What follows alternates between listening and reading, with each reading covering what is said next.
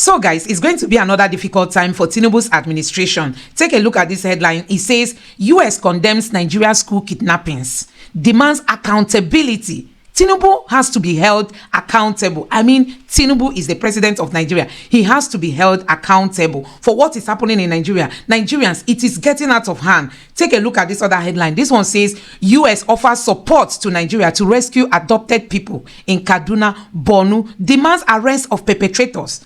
So United States is going to be the one to come help Nigeria to recover those children that were taken away from those schools, and also the women, 200 women that were kidnapped in Borno State. So guys, take a look at this headline. This one says, terrorists strike again, kidnap students in Sokoto. This one is happening today, Nigerians. This one happened today, being the 9th of March, 2024. These terrorists went to Sokoto after kidnapping children in Kaduna State. They now went to Sokoto again to kidnap school children. Nigerians, it is getting scary, and one keep asking, where is Tinubu? Is it that he's sleeping? Is it that Tinubu is sleeping? Nigerians, that is the question everybody should be asking.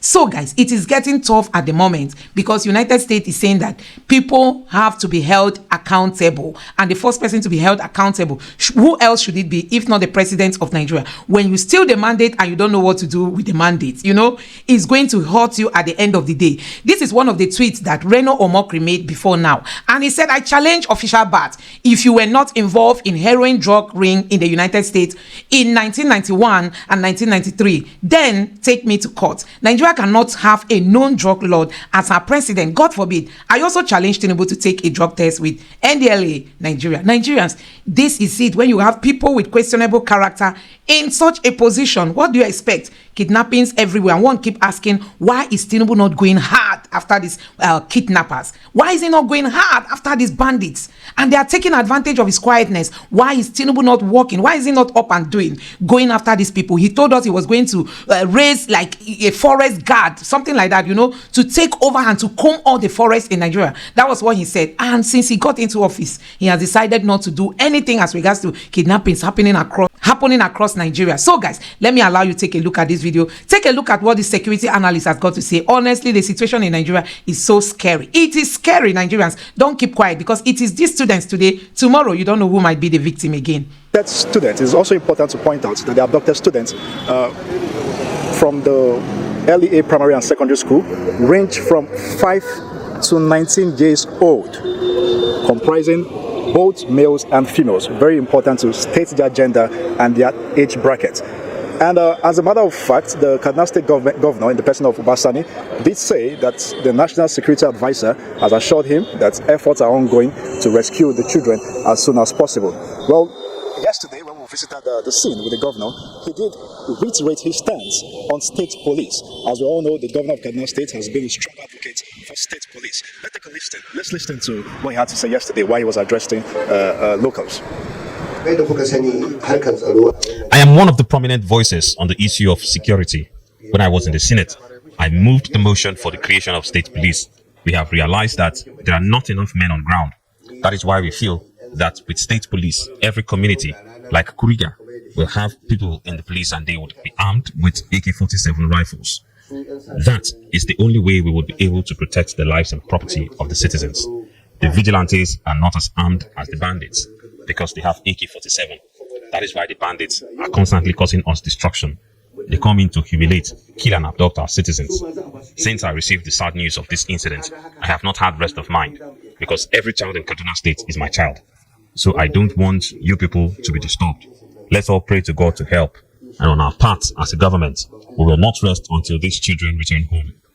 We are going to select 7 people from this community who will be part of a committee where we will be having discussions. Nisi, I mean, one understands the emotions there from the governor of Kaduna State, Obasani, who, does not miss any opportunity to underscore the need for state police. But the same question I asked you yesterday, let's, see if we can get any logical answers to how, this number of people were taken out from that school without being apprehended, without being cited by any of the security operatives. How did they live? Did they live with the camels, with motorcycles, with vehicles? What exactly can you tell us? Well, in responding to that question, I would say it has to do with the terrain. That terrain is very difficult. It's a difficult terrain, I must say, because when you look at the modus operandi of the bandits, the way they operate, you always discover that they come in motorcycles, in motorbikes, and once they have a soft target, they keep their motorcycle miles away from their soft targets, and they come barefooted. After executing the operation, they walk with those abducted miles into the bush where they have their motorcycles, and they move with them to neighboring communities or neighboring states. Well, another issue with this part of the country is that we have a lot of ungoverned spaces, several ungoverned spaces. During our trip to Kuriga community, we discovered vast lands of ungoverned spaces, and it goes back to the issue of the failure of local governments, because our local governments have really failed. A lot of deficits, infrastructure deficits in our local governments. And also, when we're going, I observed something. On our way to that community, you could observe locals climbing to a hilltop just to get network to make phone calls. That's how difficult that terrain is. Right here in the metropolis, if you want to get information about what's happening there, you can't reach anybody. No phone calls. Phone calls cannot go through because network there is really bad. It's terrible. So it underscores the terrain, how difficult it is to actually operate in such a terrain. And for the troops, like when we were there, we did observe that one of the Vigilante followed the bandit to a distance before he lost his life. So that is just me painting a picture of how difficult that terrain is and how these bandits operate unhurt or unchallenged, because that terrain is also difficult for the military to operate. Also, earlier in the day, in trying to provide solutions to these attacks, I spoke to a security expert in Kaduna here, and he also says that more needs to be done in terms of intelligence gathering. Let's take a listen. You get information. If with one single information, you will be able to do a job. I keep on saying, a section of the military, army, is the smallest section. If you have the correct intelligence report, pinpoint, accurate report, a section can do the job that you are going to push a company. When I say a company, it's a chunk of well over 100 or something people. They will be able to do that job because they know where they are going. They are not going to waste time looking for their light right. They are headed straight to that place and they will do the job. And this is exactly what is lacking. Well, Nisi, what other information do you have for us? Specifically, we understand there's news from the Office of the Vice President. Well, yes, information we are receiving is that the Vice President is expected to arrive Kaduna tomorrow, and what is expected of him is that he's going to sympathize with the people of Kaduna State, the governor, and the parents of those who have been affected. Well, as is now a usual routine for the presidency to always come to Kaduna State in times like this. Remember, during the military drone attack in Sudubiri, the Vice President also visited to sympathize with the state government and the people of Kaduna State. So, largely, we are expecting the Vice President tomorrow, but it's not yet clear if he's going to visit the community, the affected community. But in my opinion, I doubt if he will be going there tomorrow. We'll see how things pan out. Nisi Gabriel, thank you very much for giving us that update. We can only hope that safety returns not only in that part of the country, but as a matter of fact, in every part of Nigeria. We're also joined now by Kabir Adamu, a security analyst and chief executive officer of Beacon Consulting. Kabir Adamu, it's so good to see you always. But unfortunately, this is and it's become so constant that it's almost as if we're numb. Are we numb to it? Because you know why I ask that? You would expect that something as grievous, as serious as this, that there will be some kind of incident center where maybe the National Security Advisor, all the security apparatus would come out in full force to not only tell Nigerians, what exactly the situation is, but what they're doing to bring back these kids and to ensure that it doesn't happen again. Let me start by sympathizing, of course, with the families of the victims. And then, of course, to commend you, the role you play at the fourth estate of the realm. It's absolutely important. This issue shouldn't be accepted. Kids who went out early morning, 7:40 a.m., they left their parents. We're talking of 8-year-olds to maybe 15, 16. Now, 200 of them are in the hands of non-state actors. Now, 2014, the same incident happened, and the entire world was behind us. That particular incident, Chibok, created several consequences, including possibly causing a government And then how many years down the road? 10 years down the road, we're back there. The same incident is happening. And like your correspondent in Kaduna mentioned, those are the features. So it's not as if we don't know what happened, what led to it. We know. What worries me is how we are managing the consequence. This incident happened yesterday morning. Up until now, I'm not aware that a single person within the security architecture has been held responsible. In other clients, 1 or 2 persons will be told to step aside, an investigation will be conducted. What happened? What led to it? Unfortunately, we're not seeing that, and we're not likely to see it. So those are the kind of things that worry me. Yes, at the federal level, there is a need for the creation of some committee, as it were, or even for the National Security Council to sit. The matter is that important. We're talking of 200 plus of our children who have gone missing, and are in a forest, because it's not as if we don't know where they are. We know where they are. What the challenge is how to get them out, safely. Perhaps in the course of the conversation, we can talk about what led to where we are at the moment. Yeah. Listening to you, this is deja vu. We've seen it before, and it's exactly 10 years, because Chibok happened in April of 2014, and this is almost the middle of March of 2024. So, and the numbers were almost the same, 270 something, and now almost 280. Yeah. What are we missing here? In simple terms, accountability. I mean, I can talk about a lot of things, but accountability. The day we start holding members of the security sector accountable, there are roughly about 29 ministries, departments, and agencies in security, and each of them has its mandate spelled out constitutionally, but they are not just existing, they are existing with a mandate, and that mandate is very clear. Now, in this instance, we're talking about internal security, we're talking about the protection of a school. Now, there are departments that have that responsibility, and they've failed. I don't want to mince that. We've gone through the Safe School Initiative. We went through the Safe School Declaration. The latest one is the policy on safe schools, plus the guideline that was launched in 2019. We gathered the entire world here in Abuja, and we launched that document. Now, almost 3 or 4 years down the road, where are we in the implementation of that document? So, accountability. Education, I think, is in the concurrent list. Both the federal, the state, and the non-existent local government have responsibility. I know that northern states in particular have taken this issue seriously. In fact, I can quote almost verbatim the immediate past governor of Kaduna State when he told the world that he has shut down schools that were vulnerable. And to be fair to him, he conducted an assessment, identified the schools that were vulnerable, closed some of them down, and then moved the people to schools that were less vulnerable. And then in some instances, from boarding schools, they turned them to Kuriga. Yeah, same thing. They moved away from the unsafe area to where. But this is where I was heading to. Ngozi. Kuriga is close to Birningwari. Right. Everybody in Nigeria is aware of the risk in Birningwari. Birningwari is almost as good as governed by the bandits. Consistently over time, we know this. In fact, commuters who travel between, let's say, Abuja and Lagos will never pass Birningwari Road, because on a daily basis. So if we all know that, how come, why are security operatives not making that Birningwari area a focus? Accountability. Okay, great. That's what I'm talking about. If we know this thing, not too long ago, the UN, and in fact before the UN, as far back as 4 years ago, I was privy to a document that showed all the camps where the bandits are domiciled. And then, assuming we don't know this, the UN a few months ago reminded us. And what did they do? They engaged researchers. There are Nigerians who have that knowledge. They engaged them, they helped them, they documented it, they made it public. So I don't want us to leave here with the impression that we don't know. We know. We know who the threat actors are. We know how they operate.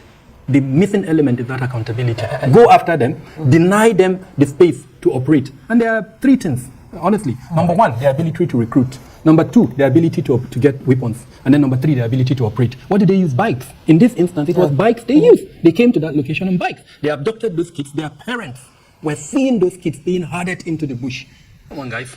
Now it breaks my heart now that you just told the world that we know where they are. It's quite different from that fable of Sambisa Forest, a forest of no return. So this is not Sambisa. They know the area.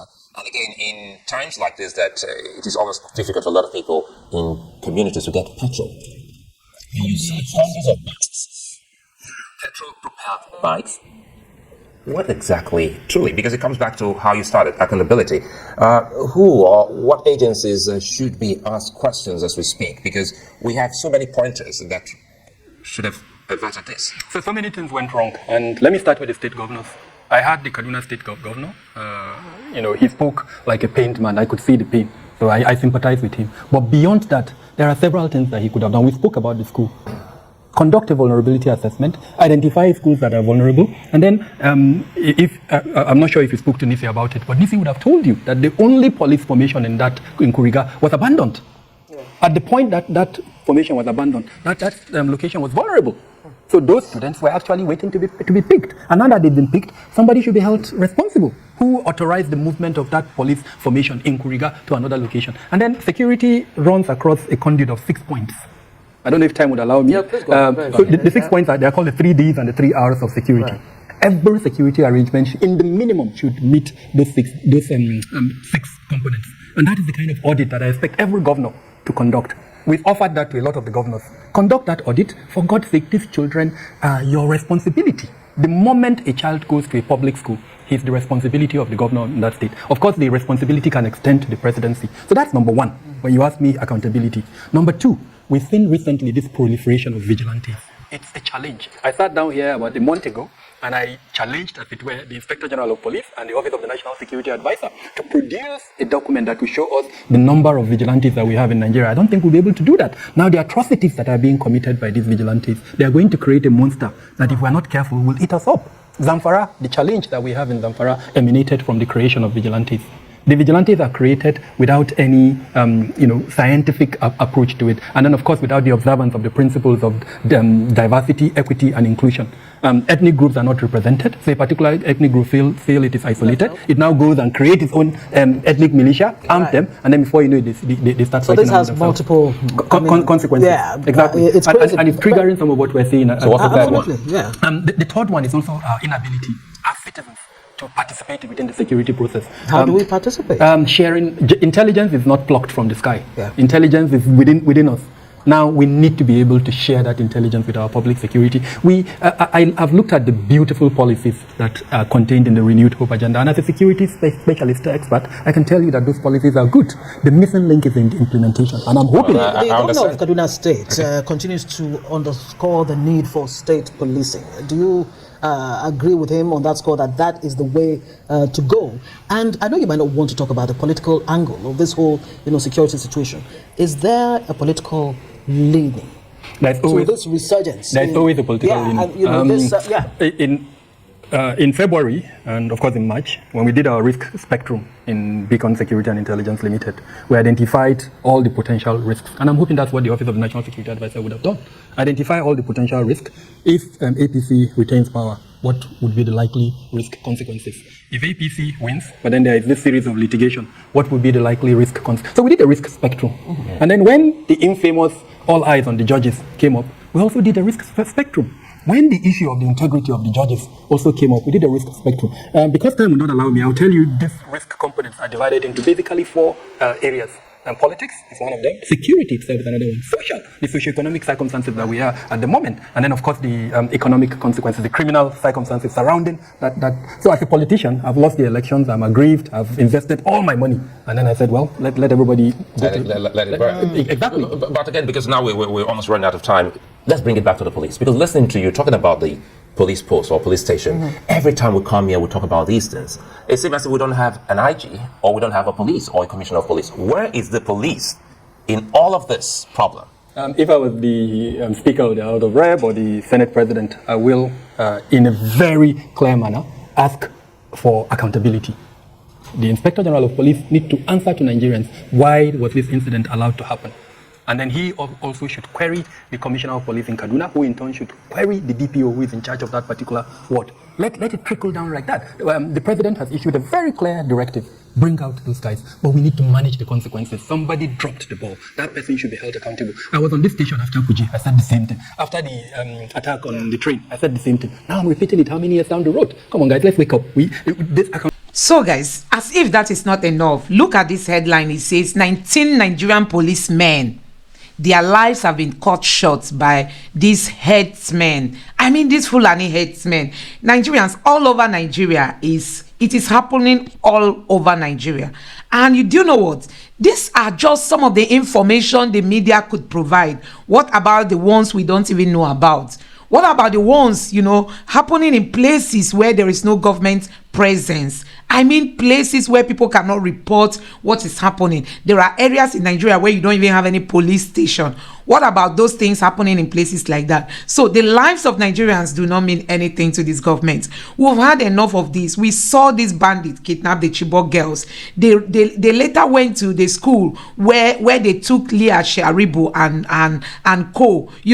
And we've seen a lot. Look at the train attack that happened, how many people were taken away, and we've seen enough. It is enough indication, for everybody to know that this government is not willing to work. Because how many times will you have this kind of incidences and still you've not woken up from your sleep? Neither have you stood up from your slumber. You can see there is nothing coming from them. All they know is to allocate money to renovate office and buy SUVs. And Wike is busy building billions of naira worth house for the vice president, and that is the kind of leadership style we get in this Nigeria. So guys, let me know what you think about all this in the comment section below. Please don't forget to subscribe to the channel and turn on the notification bell. Thank you.